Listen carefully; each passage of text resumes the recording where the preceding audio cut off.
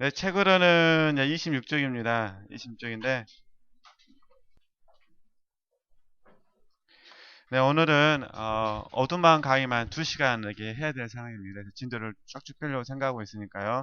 이렇게 이해하셨으면 좋겠습니다. 26쪽을 보면은 네, 자, 하나씩 읽어가면서 또 설명하겠는데 다시 이제 또 이렇게 구조를 잘 이해해 주셔야 됩니다. 일본에서 공부했던 거는 초심자, 그죠? 그러니까 일본하고 이거 지금 우리가 지금 이거죠. 1권하고 2권은 초심자에 대해서 공부를 했고 지금은 나아간 자들, 그죠? 나아간 자. 지금 3권이잖아요. 그 다음에 4권은 완덕에 이른 자.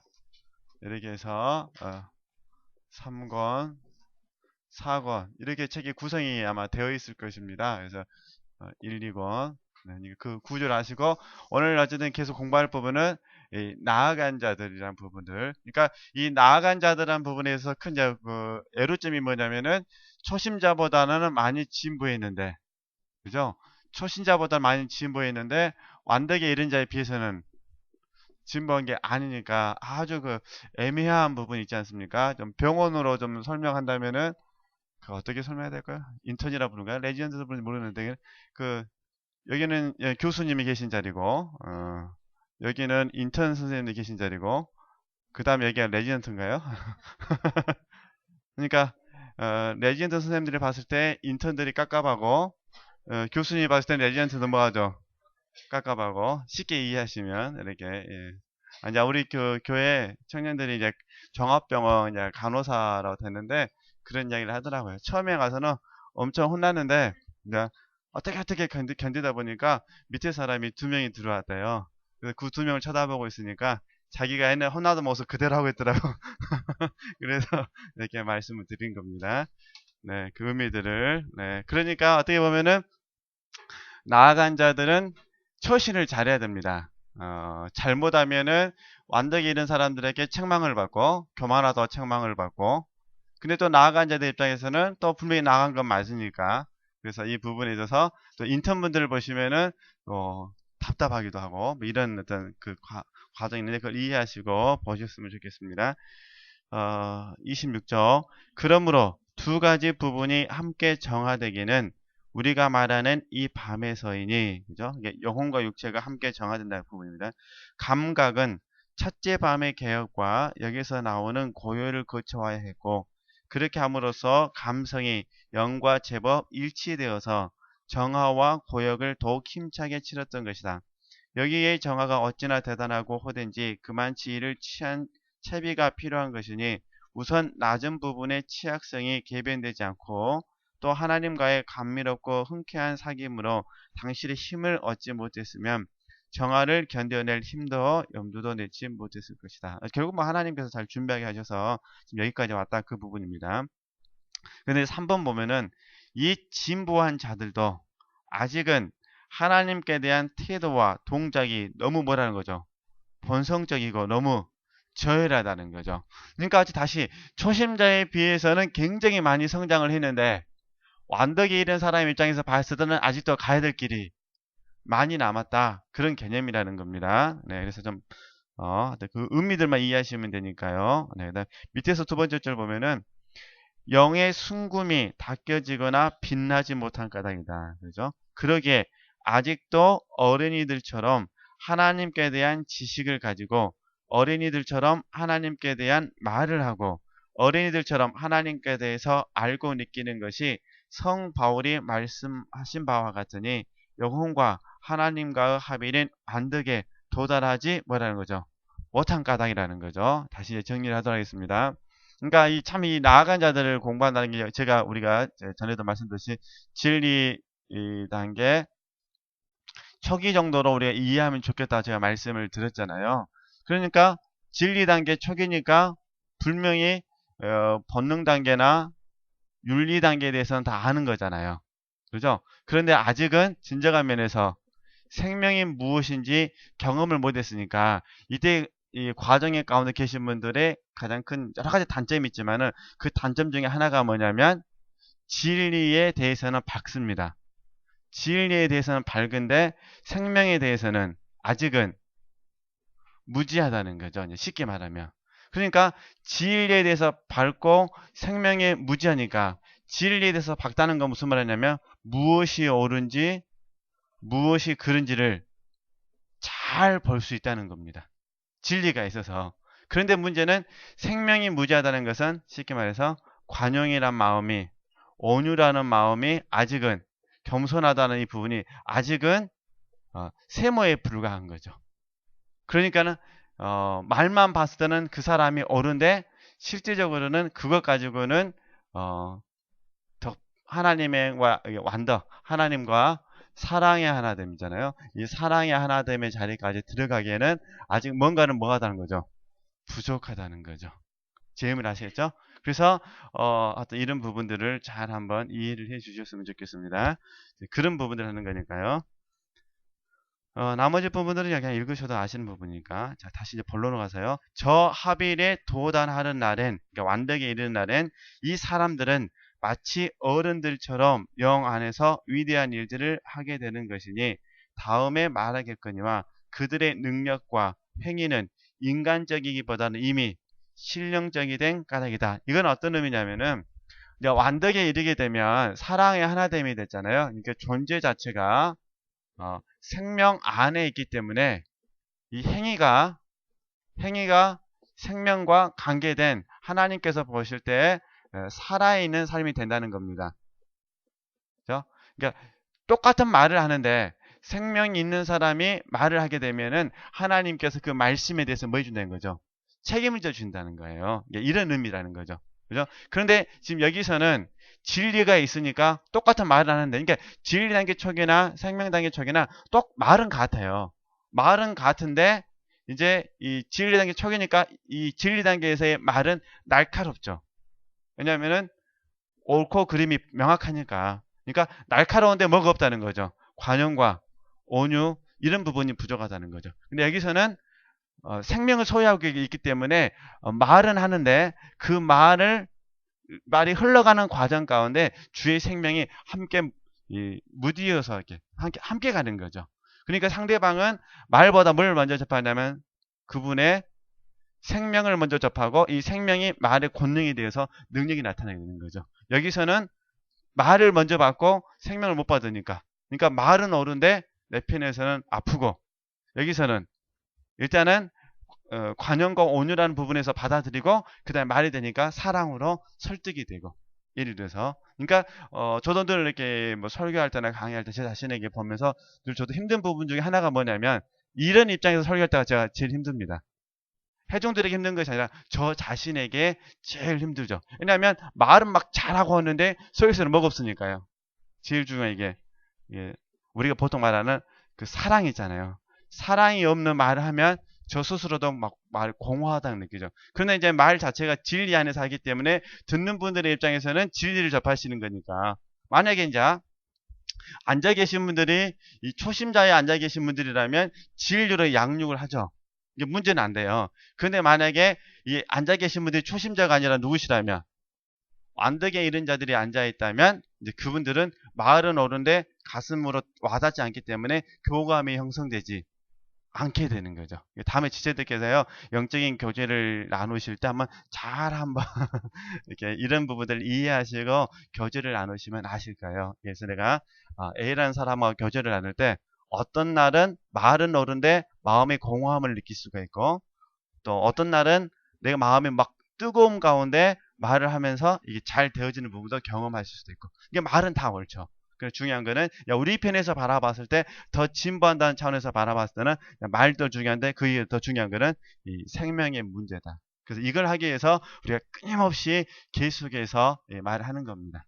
그죠? 가서 이렇게 이해하셨으면 좋겠고 우리 지체대께서 한숨 쉬는 것도 성령의 탄식으로 나가셨으면 좋겠습니다. 할렐루야. 이 망할 놈의 세상 이게 아니라 성령의 탄식을 아휴 저 인간을 어떻게 하라 이럴 때 연민이 아니라 성령의 탄식으로 그럴 때 성령께서 그 기도를 들으시고 역사하시지. 네. 네. 그래서 이제 하여튼 제가 표현했던 건 지체들이 아시는 말씀이에요. 바울의 제자 그 다음에 야고보가 환상을 통해서 바울은 못 가게 했는데 바울은 그 환상을 통해 가게 됐다. 이런 부분들을 예를 들었으니 잘 아시니까요.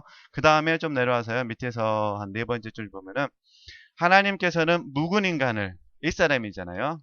하나님께서는 묵은 인간을 옛사람을 이들에게서 실제로 뭐 하시고요?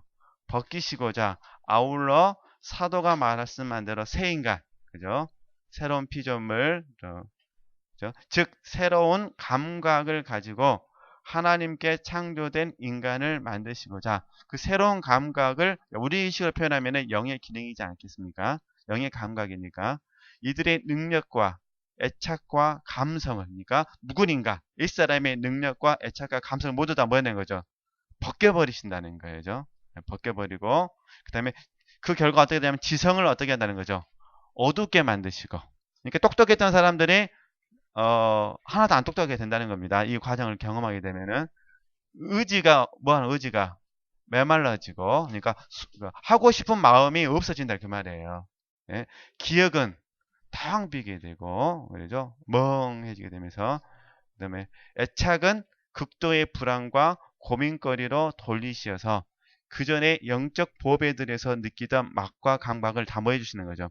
없애주시는. 이거는 이 사실 이 없앰은 이 없앤다는 개념을 우리 이제 나아간 자들에게 적용하고 우리에게 적용한다면 우리가 쉽게 이해하는 말을 바꾸면은 거품을 빼가신다 그렇게 이해하시면 됩니다.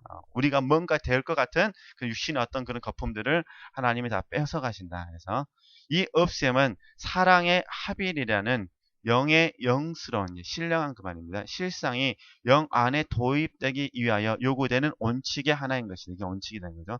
주께서는 이 모두를 하나의 순수하고도 어두운 관상을 통하여 영혼 안에서 역사하시는데 영혼은 이 사실을 첫째 노래에서 이야기한다. 이 노래는 첫째 밤인 감성을 가리키지만 주로 둘째, 즉 영성의 밤으로 풀이해야 되는 것이니 영혼의 정화가 주된 부분이기 때문이다. 따라서 이 뜻으로 다시 한번 이 노래를 두고 풀어나갈까 한다. 그래서 제가 이제 저 나름대로 써놨던 부분은 욥 이야기 좀 뭐라 한번 자주 들으셨으니까 이해되시면 되실 것 같고요. 그 다음에 29쪽에 가서 전에도 한번 말씀을 드렸지만 정리를 해놓은 부분이니까 잠깐만 보면은 네 번째 줄에 유정란 보시죠. 유정란. 유정란은 계란 껍질 속에서 병아리로 형성이 되잖아요. 병아리. 예. 그러니까 다시 이제 제가 아는 말로 좀 정리를 하면은 이 초심자이까지는 이제 어떤 자리냐면은 유정란 안에서 이 병아리가 점점 먹어는 거죠. 지금 이 안에서 살고 있는 겁니다. 그래가지고 이제 껍질을 깨고 이제 막 나왔습니다. 나와서 이 진리 단계를 경험한다고 생각하시면 됩니다. 그걸 설명한 거니까. 네. 그러니까 유정란의 개념. 그래서 그러니까 쉽게 말하면 우리에게 적용하면은 우리가 예수님의 생명이 우리 안에 와서 우리를 살게 하셨잖아요. 우리가 산 영이 되었잖아요. 그러면 이치적으로는 산 영이 되었으니까 바로 영으로 살아야 되는데 실제 영으로 삽니까? 못 삽니까? 못 살죠. 왜냐하면 똑같아요. 병아리가 껍질을 깨고 나오면 바로 왕성한 활동을 하는 것이 아니라 한동안은 제정신이 아니잖아요. 이리 갈지 저리 갈지. 이게 우리도 실질적으로 영으로 살아야 되는데 제정신이 됩니까? 안 됩니까? 안 되시죠. 잘 맞죠? 네. 이렇게 이해를 하시면 좋겠다는 겁니다. 그런데 이제 여기서 이 나아간 자들에게 있어서 큰 단점이 뭐냐면 제가 좀 내려오면은 병아리들은 보이시죠? 묘한 습성이 있는데 이게 문제예요. 묘한 습성 중에 진짜인지 가짜인지 저도 잘 모르겠어요. 왜냐면 저는 병아리를 키워보진 않았으니까. 근데 하여튼 그 유명하신 그 교수님이 한 이야기를 제가 이제 20년 전, 30년 전에 들은 걸 제가 딱 정리한 부분인데 그 어떤 습성이냐면은 그 병아리가 이제 A라는 병아리, B라는 병아리가 있는데 A라는 병아리의 눈병이 걸리면은 좀 이상하잖아요. 그러면 B라는 병아리 와가지고 그걸 치료해 주는 것이 아니라 그 눈병 걸린 그 눈을 쪼아버린대요. 그러니까 병아리에 든 닭이 됐든 일단 병이 걸린 닭은 무조건 제외를 시켜야 돼요. 격리를 시켜가지고 고쳐줘야 돼요. 아니면 죽여버리든가. 근데 그를 놔두게 되면은 B, C, D 이 병아리에 들어가서 동시에 그 아픈 눈을 계속 뭐하는 거죠. 쫓는 습성이 있다는 거예요. 그게 이제 이 나아간 자들의 특징이 뭐냐면은 이 진리가 밝아져서 옳고 그름이 딱 분별되니까 좋은데 문제는 이것 가지고 상대방의 결점을 뭐 한다는 거죠. 쪼으려고 한 건 아니에요. 그냥 말을 했어요. 하다 보니까 뭐가 된 거예요? 쪼아버렸어. 아기는 없는데 뭐 했기 때문에? 눈이 밝아졌기 때문에. 이걸 이제 어떻게 쪼냐면은, 밝아져서 내가 상처를 받아요. 그러니까 상대방의 결점이 보이는데 그 결점 때문에 내가 상처를 받은 거예요. 문제는 멘트 초심자만 잘 보이면 좋은데 이름을 거지, 초심자는 별로 안 보이고 누가 잘 보인다는 거죠? 완덕에 이른 자들이 잘 보인다는 거예요. 이해되시죠? 완덕에 이른 자들의 결점이 너무 잘 보이니까 나도 모르는 사이에 내가 상처를 받은 거예요. 세상에 어떻게 완덕에 이른 사람들이 그렇게 행동할 수 있느냐? 이렇게 상처를 받아가지고 악에는 없습니다. 그 상처를 해결받고 싶어서 나도 모르게 말을 했는데, 말을 하다 보니까 자네도 그래? 나도 그러는데 이렇게 된 거예요. 이제 그 분위기가 이제 어떻게 이제 돌아가는지 아시겠죠? 그러니까 나도 모르는 사이 전부 다 이게 이렇게 돼가지고 이제 나중에는 이게 이제 자칫 잘못하면은 아기가 없이 시작했는데, 바울이 말했던 좀 성령으로 시작하다가 육신이 되듯이 분명히 아기는 없었는데 하다 보니까 어디로 가고 있어요? 지금 육신으로 가고 있어요. 육신이 개입이 된다는 거죠. 그래서 여기에 생명이 부족한 부분이 이 나아간 자들의 함정이다. 그래서 지체들께서 다음에 어, 날마다 삶을 사실 때 항상 이 부분에 조심하셨으면 좋겠습니다. 저도 늘 두렵습니다. 왜냐하면 저도 하고 있으니까. 그래서 이런 부분 저를 힘들게 하는데 어쨌든 지체들도 잘 한번 이해하셨으면 좋겠고요. 네. 그래서 이제 제가 말씀드리고 싶었던 부분은 이제 병아리가 이 나아간 자들을 통해서 뭐가 되냐면 중딱이 되어야 된다. 그죠? 병아리가 중딱이 돼야 되고 그 다음에 여기서 뭐가 되죠? 암탉이 되든 수탉이 되든 되어서 새끼를 낳는 병아리를 낳는 우리가 되어야 된다. 이제 그 이야기를 하는 겁니다. 이거 비유적으로 말씀을 드리는 거니까 그렇게 이해하셨으면 좋겠고요. 근데 어찌됐든 이 중딱의 고민은 뭐냐면은 중딱의 고민은 결점도 잘 보이지만 또 한편으로는 이제 무엇을 먹어야 될지 무엇을 먹지 말아야 될지 모르고 일단은 다 먹는다는 게 이제 중딱의 고민이죠. 이제 암탉 정도 되면은 먹어야 될 것과 먹지 말아야 될 것을 구분을 해서 먹지 말아야 될 것은 버리고 먹어야 될 것은 먹는데, 중딱은 아직은 젊으니까 뭐 하는 거죠? 아무거나 되는 대로. 이게 이제 새로운 열심이 생기는 거죠. 그래서 이 나아간 자들 정도 되면은 엄청난 열정이 막 불타오릅니다. 모든 사람이 영성훈련을 그만둘지라도 나는 절대 그만두지 않겠습니다라는 불타는 열정이 타오르게 되는 거죠. 그러다가 이제 진짜 영의 어둠 밤 들어가면 여기서 또 다 한 절반 이상은 다 탈락합니다. 그래서 주님께서 이 완덕에 이른 자의 과정 이끄시기 이전에 여기서 뭐 하시냐? 어둠 밤을 집어넣으셔서 다시 이 어둠 밤의 포인트는 뭐냐면 순수함입니다. 순수함. 그렇죠? 순수하게 만드신다. 이런 부분들을 이제 앞에 4권에서 이제 다음에 계속해서 이제 지금까지 공부했던 어떤 부분은 아무것도 아니다는 걸 뼈저리게 보시게 되실 것입니다. 지체들이 제 마음에 안 들면 저는 기도할 겁니다. 어두운 밤 날마다 주시옵소서. 네, 예. 이렇게는 말 못하죠. 이렇게는 말 못하고 이제 말 돌려서 말해야 되죠. 주께서 저에게 하셨던 것처럼 사랑하는 지체들에게도 말 잘 들으셔서 어두운 밤에 안 빠지시도록. 네, 근데 그렇게 이해하시면 됩니다. 네. 그 다음에 쭉 내려와서요. 이제 첫째 노래에 다루면은 어느 어두운 밤에 사랑의 타 할딱이며 좋을시고 행운여 내 집은 이미 고요해지고, 그죠? 이 부분을 쭉 이렇게 설명을 해보겠다 그런 부분인데 같이 한번 읽었으면 좋겠습니다. 이제 지금까지 공부를 하셨던 부분도 그냥 읽으시고 그랬나 보다 하고 그냥 고개만 끄덕이시면 되니까 한번 같이 한번 읽겠습니다. 이 노래를 시작.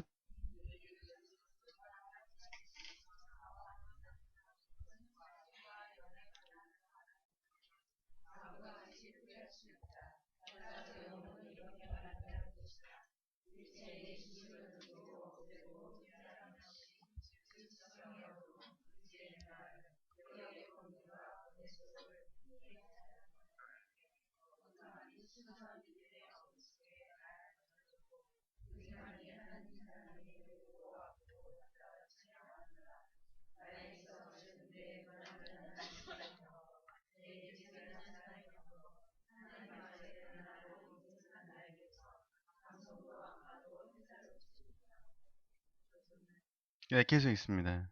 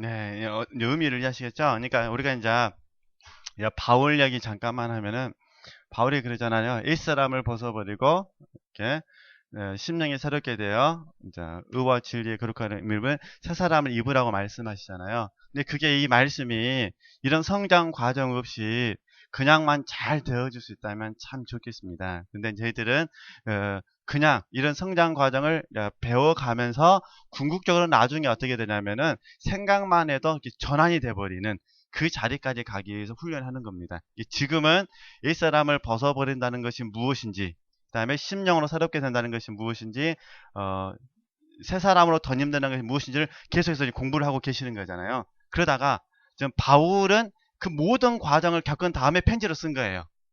이해되시겠죠? 근데 바울은 그런 삶을 살았는데 그 편지를 읽는 사람은 바로 될 수는 없다는 거죠. 제 의미를 아시겠어요?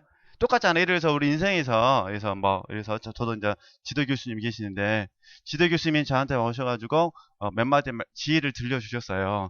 근데 나서 제가 집에 가서 그 지혜대로 되는 건 아니잖아요. 그건 그 지혜에 이르려면은 그만큼의 20년이면 20년, 30년이면 30년 동안에, 끊임없는 지성의 훈련이 되어야만 되는 거니까. 그러죠? 그러듯이, 이제, 바울과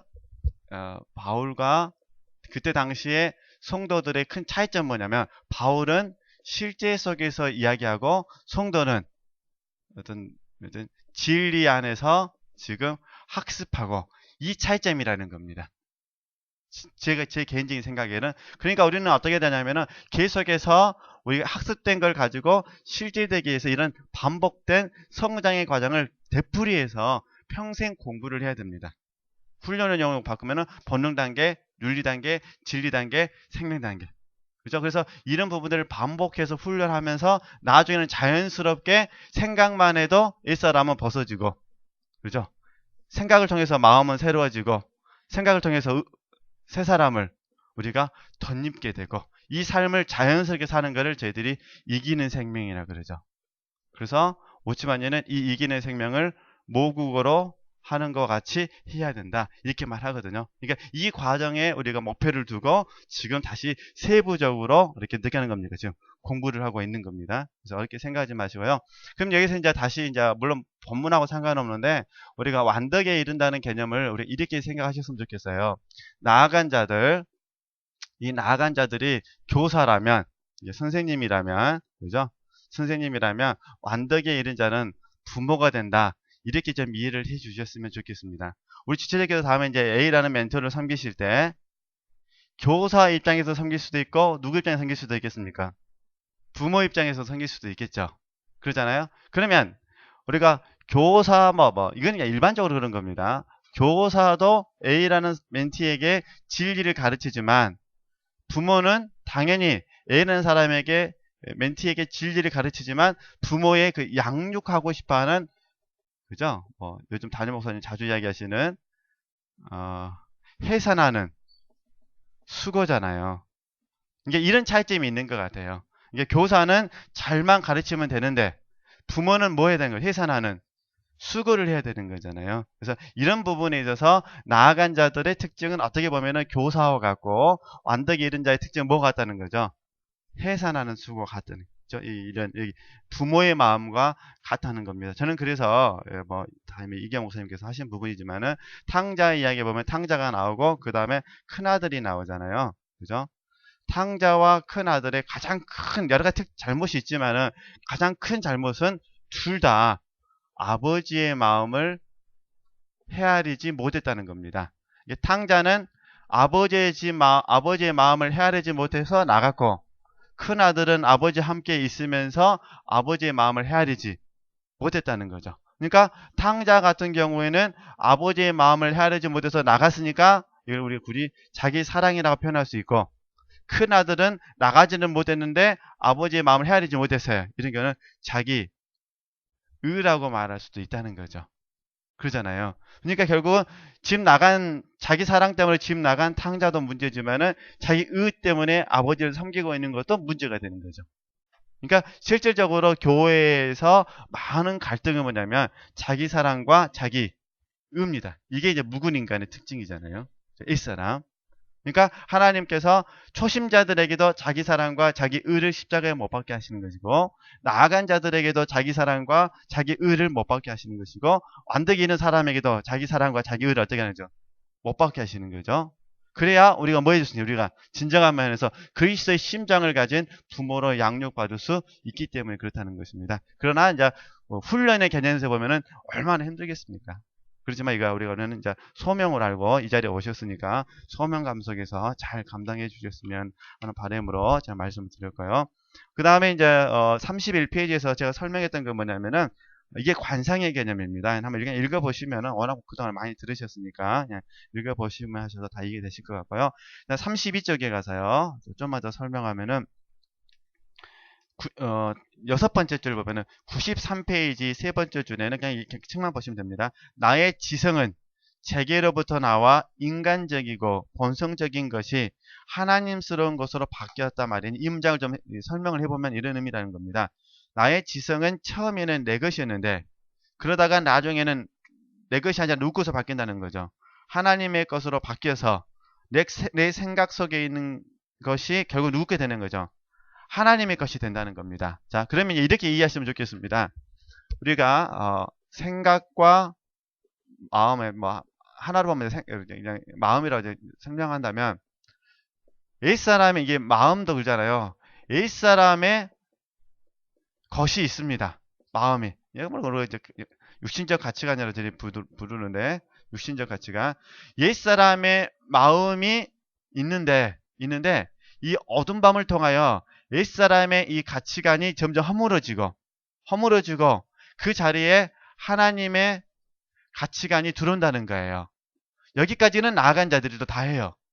그럼 완벽히 이른다는 게 뭐냐면은 하나님의 가치관이 내 안에 들어와서 이 하나님의 가치관이 내가 되는 거예요. 이게 어렵죠. 제 의미를 아시겠어요? 그러니까 우리가 이걸 우리가 이제 영의 인격이라고 부르죠. 자, 훈련을 이런 거 바꾸면 이게 성숙이지 않겠습니까? 그러니까 무엇이 성숙이냐면은 하나님의 가치관이 내 안에 들어와서 그 하나님의 가치관이 뭐가 된다? 나의 인격이 되는 거죠. 그러니까 이 부분이 참 어려운 것 같아요. 그러니까 툭 치면 하나님의 가치관이 나를 통해서 그대로 말이죠. 나가야 되는데 이게 어렵죠. 이거 어떤 사람만 가능하냐? 훈련 된 사람. 그래서 어쩔 수 없이 지체들께서 너무 부담스러워하시는 단어 연단, 훈련. 이것도 더 부담스러워. 반복적으로 하십시오. 지속적으로 하십시오. 또 하나 있죠. 될 때까지 하십시오. 뭐 이런 얘기게 이런 부분들을 말씀을 드리는 이유가 가치관이 내 안에서 뭐가 되냐? 나의 인격이 되어야 되니까. 그래서 저도 보니까 강의하는 건 쉬운데 사는 건 어렵더라는 겁니다. 왜냐하면 강의하는 것은 깨달음 속에서 하면 되거든요. 그러나 설교는 또 살아야 될 부분이 있잖아요. 그러니까 저도 가만 보면 계속해서 반복하는 게 뭐냐면 연단과 훈련, 반복적으로 지속적으로 또 실제 될 때까지 훈련하는 거죠. 이 될 때까지도 참 애매한 게 있어요. 제 편에 대해서는 충분하다고 생각되는데 하나님께서 보시면 하나도 안 충분해요. 그럼 계속 어떻게 되는 거죠? 하나님께서 될 때까지 오케이 해주실 때까지 오케이 하겠어요. 그래야 배우들이 쉴 수 있듯이. 그러니까 이 공과를 저도 좀 받고 있는데 어쨌든 지체들도 이런 부분들을 잘 적용해 주셨으면 좋겠다라고 하셨으면 좋겠습니다. 절대 뭐 어렵게 생각하실 거 없습니다. 붙어만 있으면 되니까. 모르셔도 됩니다. 그냥 붙어만 있으면 그냥 글로 갑니다. 그러나 이제 이 시간에는 멘토로 훈련받기 위해서 하는 거니까 이 양 불러갈 거 어떻게 불러가자는 거죠? 알면서 굴러가자 해서 공부하는 거지. 나 그냥 멘토 안 할랍니다 하면 그냥 굴러가시면 돼요. 자, 그 다음에 좀 설명하면은 이 정화를 통하여 하나님과 합일됨으로써 이제는 본성의 빛과 힘으로 인식하는 것이 아니라 그와 결합한 하나님의 지혜로 깨친다는 것이다. 그죠? 이 말은 우리 아는 말 바꾸면 나의 생각이 없어지고 하나님의 생각이 나에게 들어와서 그 생각이 나에게 뭐죠? 알게 한다는 거죠. 어쨌든 지혜 이런 부분들. 네.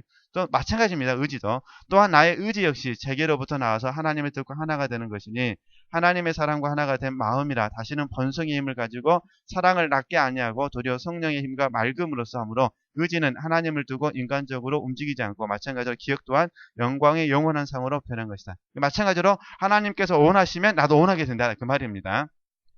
하나님이 싫어하시면 나도 싫어하게 되고 이해되시겠죠? 이제 이걸 좀 더 강하게 말씀드리면 보통 우리가 훈련 받을 때 변명을 하거나 아니면 이제 또 이렇게 부담을 많이 갖습니다. 뭐 솔직히 저도 많이 부담은 있는데 부담을 많이 갖는데 우리가 이 부담을 이겨낼 수 있는 방법은 뭐냐면은 이게 항상 우리가 마음에 속아서 그러는데 이게 의지도 잘 아시는 것처럼 의지라는 것은 우리가 좀 이렇게 그냥 오남이라 하겠습니다. 뭐 이제 원래 의지의 그 기본적인 출발은 오남이거든요. 오남. 그러니까 이 부담을 갖는다는 것은 내가 지금 원하지 않는다는 거잖아요. 그러니까 의지가 없다는 것은 내가 하고 싶은 마음이 없다는 거잖아요. 근데 만약에 하나님께서 원하시면 이게 어둠 밤을 통과해서 이 오남이라는 이 부분이 주님의 표현대로 주님께 멍에가 메어져 가지고 주님께 배울 수만 있다면은 나는 별로 진짜 실질적으로 내 마음속에서는 원하지 않을 수 있어요. 그러나 주님께서 원하시면 이 원함을 내가 선택을 한다는 거예요. 제 의미를 아시겠어요? 자, 그러니까 나는 원하지 않는데 주님이 원하시니까 원하지 않는 나지만 주님이 원하는 걸 내가 그거를 선택을 하는 거예요. 선택을 하니까 그 주님의 원함이 내 안에 사실 뭐라는 거죠? 효력을 일으키게 된다는 거죠. 그런데 많은 분들이 부담을 가지시거나 변명하시는 분들은 주님의 원함에 대해서는 길을 닫아버리시고 내가 원하지 않는 것만 바라보니까 그 문제가 된다는 거예요. 자, 예를 쉽게 설명하면 서울서 손님이 오셨습니다. 서울서 손님이 오셔가지고 무등산을 가져갑니다. 난 가기 싫어 죽겠어요. 가봐야 볼 것도 없는데 예를 들어서 그러면은 막 가져갑니다. 그럼 어떻게 하실랍니까? 아이 볼 거 없어. 뭐 무등산 뭘 봐요. 가만히 텔레비전을 봐. 밥이나 먹어. 밥이나 먹어. 이러실랍니까? 그분의 원함을 받아줘서 억지로라도 운전해서 올라가실랍니까? 그러죠? 올라가서 보니까 좋아요 안 좋아요? 좋아요. 그가 좋아하니까 나도 좋은 겁니다. 근데 그가 올라가고 별것도 없네. 그러면 나는 좋아요 안 좋아요? 안 좋죠? 이게 똑같다는 거예요. 나는 원하지 않는데 주님은 원하셔요. 그래서 했습니다. 그런데 그 주님이 내 안에서 기뻐하셔요. 그러면 그 기쁨이 내 영혼에 전달되겠죠. 내 영혼에 전달되니까 내 혼도 그 기쁨에 사로잡히게 되겠죠. 이게 이제 성령으로 기뻐하는 게 된다. 이런 의미입니다. 네, 그렇게 이해하시고 될 때까지 우리는 열심히 달려가는 겁니다. 잡은 것도 아니고 이룬 것도 아니기 때문에 네, 기억도 마찬가지입니다. 기억. 네. 하여튼 그렇게 뭐 이해하시면 되겠고요. 어쨌든 이제 제가 설명했던 거는 이제 예를 들면 보이지 않는 것을 믿음으로 볼 수 있는 안목이 항상 우리에게 기억으로 남아 있어야 우리가 새 예루살렘을 기다릴 수 있습니다. 그죠? 새 예루살렘이 어떻게 생겼는지 언제 어떤 모습으로 이 땅에 오는지 저는 정확하게 모릅니다. 사실 저도 지체들도 모르시잖아요. 그렇지만 이제 요한계시록 말씀을 통해서 대충 생각을 하지만 근데 그건 결국은 뭘로 아는 거냐면 믿음으로 보고 믿음으로 안다 그런 의미입니다. 그런 과정 가운데 소망이 생기는 것이고 그렇게 해서 우리 기억이 하나님의 어떤 것에 가 있게 되면 나중에 그것이 우리에게 실제되어 될 수 있다. 그래서 우리도 이렇게 고백할 수 있다는 것입니다. 어느 어두운 밤에 사랑의 타 뭐하면요 할딱이며 좋으시고 행운요 내 집은 이미 고요해지고 이렇게 사랑의 타 할딱이며 좋으시고 행운이요 내 집은 이미 고요해지고라고 기도하실 수 있으시다. 그래서 어두운 밤을 사랑하게 되신다. 그런 부분입니다. 제5장 노래의 첫째 구절을 두고 어두운 이 관상이 어찌하여 영혼에게 밤일 뿐 아니라 괴로움과 아픔인가를 밝히기 시작함. 그래서 이 어두운 밤이란 영혼에 끼친 하나님 한 작용으로서 그러니까 어두운 밤의 주체는 누구시라는 거죠? 하나님이시라는 겁니다. 영혼을 그 자연적 및 영성적 무지와 불완전에서 정화시키는 것이다. 그래서 제가 이제 늘 배우셨던 것처럼 무진을 주체들이 좀 질병으로 이해하셔가지고 모른다고 해서 무조건 다 변명하지 마시고 하나님께 고쳐달라고 하셔서 아시려고 하셨으면 좋겠다. 네, 그런 부분입니다. 네, 34쪽 모른다고 발 빼버리면 큰일 납니다. 관상가들이 이를 일러 주부적 관상 혹은 신비적 신학이라 하는데, 그죠? 그러니까 어두운 밤을 이렇게 좋게 불렀다는 겁니다. 그러니까 지체들께서 관상에 대해서 알고 싶으면 반드시 뭘 통과하셔야 돼요? 어두운 밤을 통과하셔야 돼요. 여기서는 하나님께서 영혼을 은밀히 가르치시고 사랑의 완독으로 길러주셔도 영혼은 아무것도 하지 않고 주부적 관상이 무엇인지도 모르는 것이다. 그래서 이렇게 이해하셨으면 좋겠습니다. 주부적이라는 말은 주입시킨다. 이렇게 자가용이 그 뭐죠? 주유소에 가서 기름 넣을 때 그 주유하잖아요. 그 개념을 이해하시면 됩니다. 그 다음에 이제 35쪽으로 가서요. 자, 어두운 밤 묵상 24번. 네. 이 어두운 밤이란 영혼에게 끼치는 하나님의 한 작용으로서 영혼을 그 자연적 및 영성적 무지와 불완전에서 정화시키는 것이다.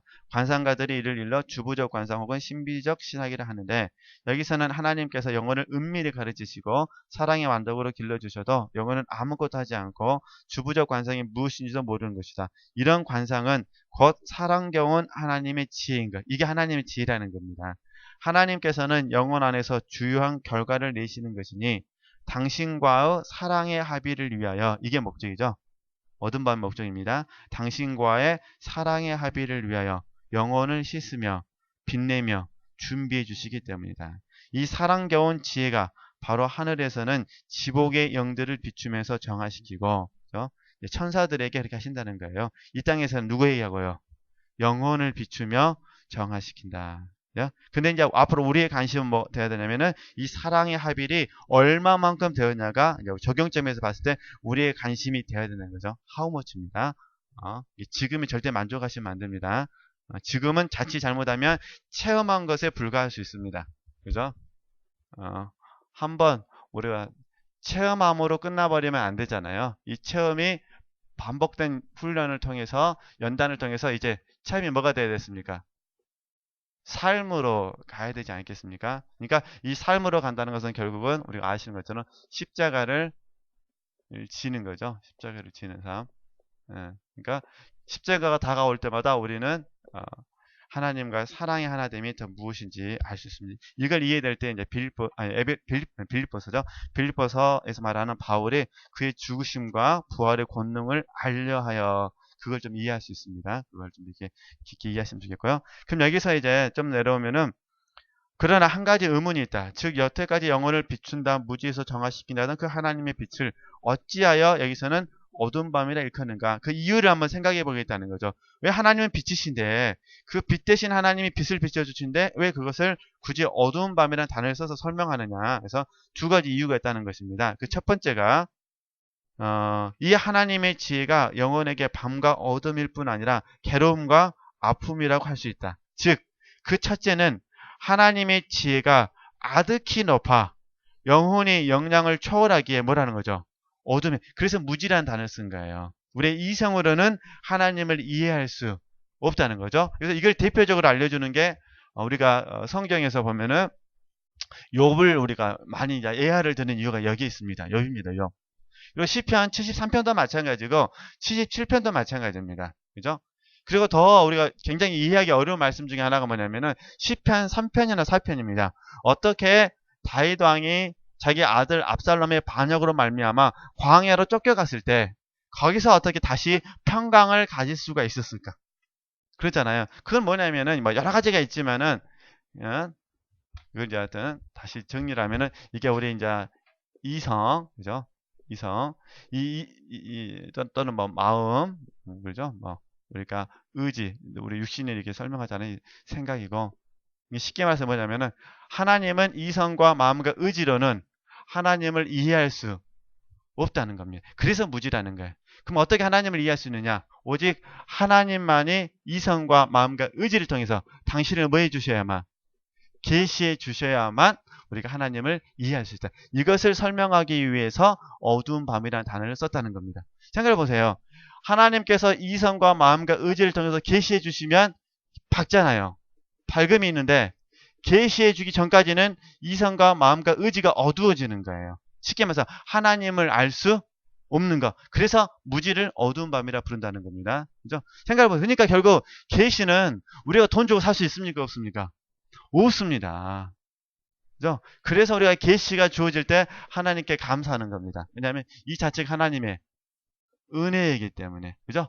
그러니까 내가 누구가인데 하나님께서 내 생각과 마음과 의지를 통해서 당신을 계시해 주시는가를 이렇게 질문하시면서 묵상하신다면요. 얼마나 감사가 되는지. 그러시겠죠? 네, 하여튼 이렇게 이해하셨으면 좋겠습니다. 네. 그 다음에 이제 두 번째, 하여튼 힘드실 때마다 욥을 생각하시면 됩니다. 욥이 계시가 와서야 비로소 입을 다물었다. 그러니까 생각하시고, 많이 답답하시면 아직 계시가 오지 않았으니까 함부로 말해서는 안 된다. 이렇게 이해하셔야 돼요. 말 잘못했다가는 혼나시니까. 그죠? 누가 전능자와 다투겠느냐. 참 어려운 것 같습니다. 네. 그러나 계시가 오면 뭐 하다고요? 밝아서 너무 뭐 하시다. 야, 하나님께서 나를 이 어두운 밤에 잘 넣으셨습니다. 하면서 좀 더 욕심 있는 사람들은 섭섭한 마음이 들어요. 왜 나를 이기아 목사님만큼 어두운 밤을 안 주셨을까? 나를 더 사랑하시면 더 주셔야 되는데. 결국 사랑의 비례는 어두운 밤의 비례로 나타난다. 할렐루야. 하여튼 이런 얘기만 하면 다 얼굴이 별로 밝음이 다 사라져 버리셔요. 그래서 너무 좀 담대함을 좀 가지시고요. 그렇다고 해서 절대 구하시면 안 됩니다. 절대 구하시면 안 되고요. 안 구해도 다 주시니까 절대 구하지 마시고 단지 이런 마음만 가지셨으면 좋겠습니다. 주시면 감사함으로 받겠습니다. 네. 안 주셔도 되는데 굳이 주신다면 네, 감사함으로 받겠습니다. 네. 두 번째. 왜 어두운 밤이라 부르냐면은 영혼의 더러움과 실제로 영혼의 더러움은 교만입니다. 교만. 그죠? 하나님이 되고 싶어하는 마음이잖아요. 교만. 영혼의 더러움과 낮고 낮음으로써 그러기에 괴롭고 아프고 뭐하다는 거죠. 캄캄하다는 것이죠. 네, 이제 우리식으로 설명하면은 부끄러움이죠. 절대 정죄가 아니라 부끄러움. 부끄러움이 점점 세면서 이렇게 내게는 뭐가 되느냐? 아픔이 되잖아요. 그래서 이 아픔을 어떻게 표현했다는 거죠? 이미지로 어두운 밤으로 표현했다. 그런 부분입니다. 베드로가 3번 주님을 부인하고 그다음에 그 말씀이 닭이 울고 말씀이 생각나서 울었어요. 얼마나 부끄럽습니까? 그리고 솔직히 얼마나 아팠겠습니까? 자기 자신이 미웠겠습니까? 밉지 않았겠습니까? 미웠잖아요. 자기 자신이. 성경은 없는 얘기지만 우리의 경험으로 봤을 때 얼마나 미워요. 자기 자신이. 그래서 그 아픈 부분을 뭘로 표현했다는 거죠? 어두운 밤으로 표현했다. 그러니까 그 이미지를 이해하셨으면 좋겠다는 것입니다. 네. 그래서 저는 이제 이거를 이제 어떻게 표현했냐면 질적인 차이라고 제가 표현한 것은 뭐냐면 하나님은 창조주시고 하나님은 창조주이시고 구속주이시잖아요. 구속주이신데 하나님과 우리 사람은 나는 질적으로 뭐 했다는 거죠? 차이가 있다는 거예요. 그러니까 하나님께서 사랑이라는 말을 들으면 이 사랑이라는 단어가 내 안에 들어와서 한편에게 은혜가 되죠. 그러나 또 한편으로는 이 사랑과 비교해 보면은 이 사랑에 비해서 부적절한 내 자신의 모습이 많이 보인다는 것입니다. 이 부적절함이 우리에게 뭐가 된다는 거죠? 부끄러움이 된다는 거죠. 그러잖아요. 그러니까 이 부끄러움이 우리가 어떻게 나타나죠? 없어질 때까지는 어두운 밤으로 나타날 수밖에 없다. 그러나 하나님의 은혜 가운데 이 부분이 우리가 은혜를 통해서 해결이 되면 물론 해결이 돼도 부적절합니다. 그러나 이 공과에서만큼 처리를 받으면 우리가 아는 말로 처리를 받으면 우리 마음속에서는 이제 어두운 밤보다 뭐가 있습니까? 하나님 은혜에 대한 밝음이 우리에게 확 찾아오게 되는 거죠. 그죠? 그래서 이 하나의 관문을 통과한 거잖아요. 그 다음에 또 하나님께 또 하나의 관문을 넓히시려면 어떻게 하셔야 돼요? 그죠? 그러니까 실질적으로는요, 우리에게는요, 정확히 말하면 가룟 유다는 없습니다. 그런데 가룟 유다와 같은 특징을 가진 사람들은 있습니다. 예, 죄송하기는 이런 분들이 남편이 아니시기를 우리가 기도를 해야 되고 이런 분들이 자제분들이 아니기를 기도를 해야 되는데 바라기는 멘티도 이런 사람이 아니기를 그러지만 모르죠. 하나님의 경륜이 어디 있는지는. 그러니까 그래서 이런 과정을 반복적으로 겪으면서 우리가 이제 하우머치라는 개념 속에서 점점 하나님과 하나가 되어지는 그 자리입니다. 그죠? 그렇게 이해를 하시면은 계속 반복된 이야기인데 이렇게 이해를 하셨으면 좋겠습니다. 그래서 다시 이제 36쪽에 가서 3번 보면은 첫째 이유를 밝히려면 그죠? 첫 번째 하나님은 우리 이성을 뛰어넘으신다. 그죠? 그 첫째 이유를 밝히려면 철학자의 가르침을 전제로 해야 할 것이다. 즉 하나님의 일들이란 그 자체가 밝고 환할수록 그만치 영혼에게는 뭐하다는 거죠? 어둡고 캄캄하다는 것이니 그것은 마치 빛과 같은 거. 빛이 밝을수록 올빼미의 눈동자는 더욱 뭐해지는 거죠? 캄캄하고 어두워진다는 거죠.